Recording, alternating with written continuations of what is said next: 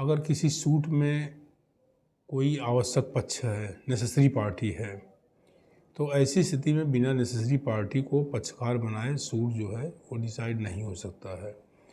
तो एक proper party, एक नेसेसरी पार्टी, दोनों में डिफरेंट होता है।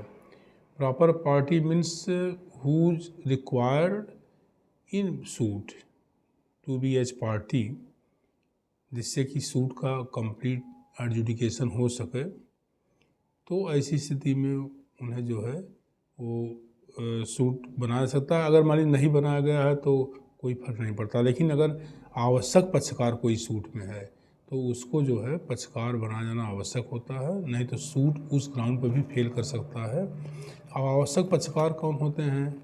लॉ में कहीं कहीं यह आवश्यक दिया गया है कि कुछ स्थिति में इनको पक्षकार बनाया जाएगा।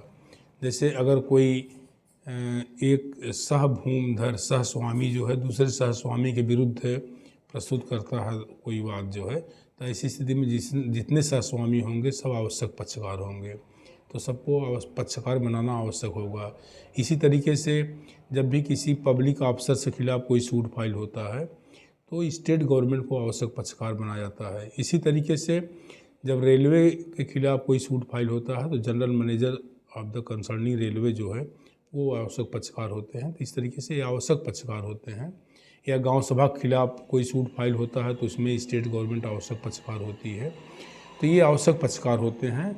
अगर इनको पक्षकार नहीं बनाया गया है तो सूट डिफेक्टिव होता है और इन्हें पक्षकार बना सकता है। ऐसे प्रश्न को किसी भी स्टेज पर जो है वो रेज किया जा सकता है।